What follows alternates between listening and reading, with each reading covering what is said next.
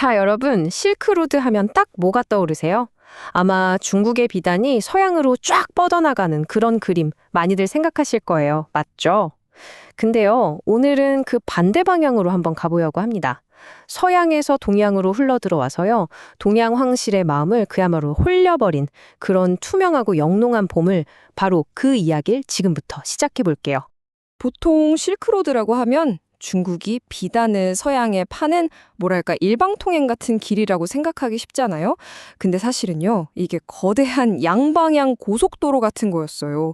자, 그렇다면 중국이 그렇게 귀한 비단을 보냈는데 그 대가로 과연 뭘 그렇게 간절히 원했을까요? 이 질문에서 오늘 우리가 파헤쳐 볼 이야기가 시작됩니다. 자, 첫 번째 장입니다. 투명한 마력의 등장.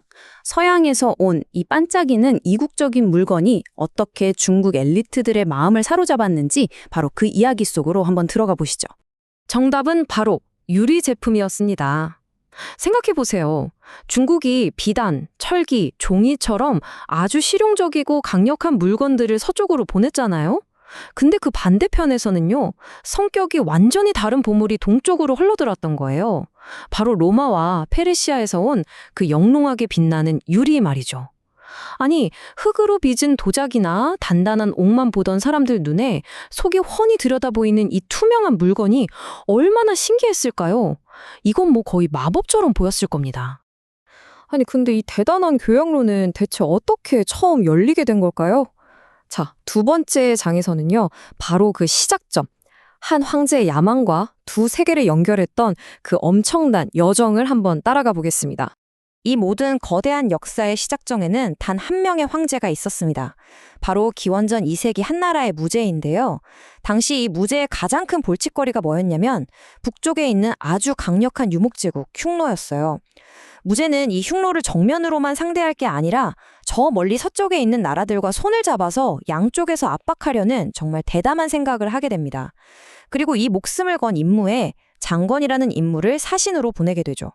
와, 이 장건의 여정은요, 정말 한편의 영화 저리가라입니다. 기원전 138년에 100명이 넘는 사절단을 이끌고 떠났는데 출발하자마자 흉노한테 딱 붙잡혀서 무려 10년 동안이나 갇혀 지내요. 10년이요? 보통 사람이면 포기했겠죠? 하지만 장건은 달랐습니다. 기적적으로 탈출해서 서역의 여러 나라들을 직접 둘러보고 마침내 출발한 지 13년 만에 고국으로 돌아옵니다. 물론 원래 목표였던 동맹 맺기는 실패했어요.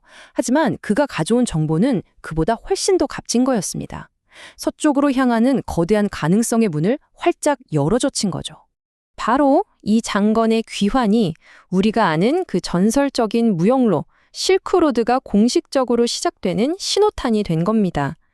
한 사람의 외교 임무가 동과 서를 잇는 경제, 문화 교류에 거대한 물꼬를 튼 셈이죠. 자, 이제 길은 열렸습니다. 세 번째 장에서는요, 이 길 위에서 과연 어떤 일들이 벌어졌는지 동서양의 위대한 교류, 그 생생한 현장 속으로 들어가 보겠습니다. 여길 보시면 실크로드가 왜 양방향 도로였는지 한눈에 딱 들어오죠. 먼저 중국에서 서쪽으로 간 것들을 볼까요? 비단, 철기, 종이, 특히 이 비단은 로마 귀족들 사이에서 정말 이템이었어요. 자, 그럼 반대로 서쪽에서 중국으로 들어온 건 뭘까요? 한나라 군사력을 업그레이드 시켜준 명마, 천마라고 불렸죠? 그리고 황실에서 쓰던 귀한 향료들, 그리고 드디어 나왔네요. 오늘의 주인공, 로마와 페르시아의 그 화려한 유리 제품들입니다.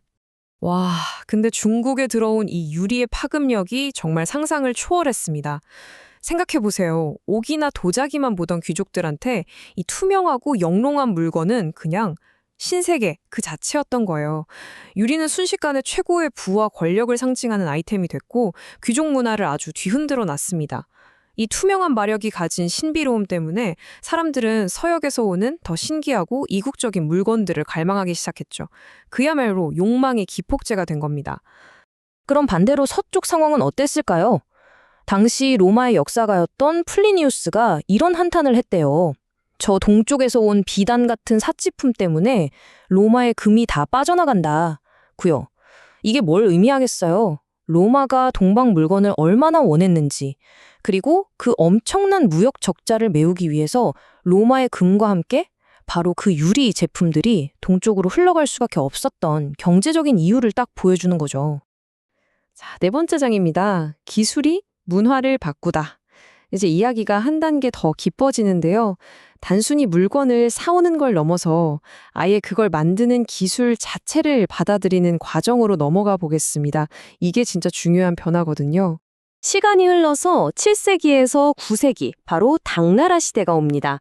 이때 실크로드는 그야말로 역사상 가장 화려한 황금기를 맞이해요. 교류의 깊이가 이전과는 차원이 달랐습니다. 당시 수도였던 장안은요, 전 세계에서 온 상인, 물건, 문화가 막 뒤섞이는 진정한 의미의 국제도시였어요. 유리 기술이 어떻게 중국에 스며들었는지 그 여정을 한번 볼까요? 처음에는 그냥 희귀한 보물로 수입만 됐어요. 근데 귀족들이 이걸 너무너무 원하니까 수요가 폭발하면서 이제는 상류층의 필수품이 된 거죠. 그러다 결국 당나라 시대가 되자 페르시아에서 아예 유리 장인들이 기술을 들고 직접 중국으로 건너오게 됩니다. 드디어 페르시아의 기술과 중국의 미학이 만나서 완전히 새로운 문화가 탄생하기 시작한 순간이죠. 하지만 영원한 것은 없죠. 마지막 장입니다. 그토록 위대했던 육상의 실크로드는 왜 힘을 잃게 됐는지, 그리고 세계의 중심 무대가 어떻게 바다로 옮겨갔는지 그 과정을 한번 살펴보겠습니다. 그 화려했던 영광의 시대도 서서히 저물어 갑니다. 우선 당나라의 힘이 약해지면서 중앙아시아에 대한 통제력을 잃어버렸고요. 그러자 티베트나 위구르 같은 세력들이 이 길을 공격하면서 점점 위험한 길이 되어버렸죠. 설상가상으로 실크로드의 심장과도 같았던 둔왕이나 사마르칸트 같은 오아시스 도시들마저 경제적으로 쇠퇴하기 시작합니다. 여러 악재가 겹친 거죠.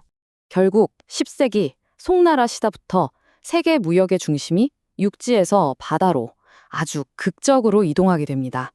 완전히 새로운 글로벌 시대가 열린 거예요.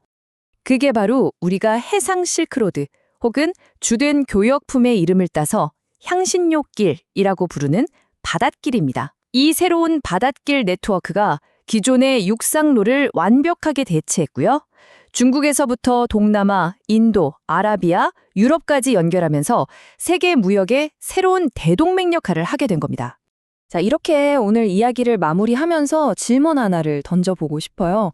아주 먼 옛날 로마에서 온 유리라는 투명한 물건이 중국의 문화를 통째로 바꿨던 것처럼 지금 바로 오늘날 우리의 삶과 문화를 근본부터 뒤흔들고 있는 보이지 않는 힘.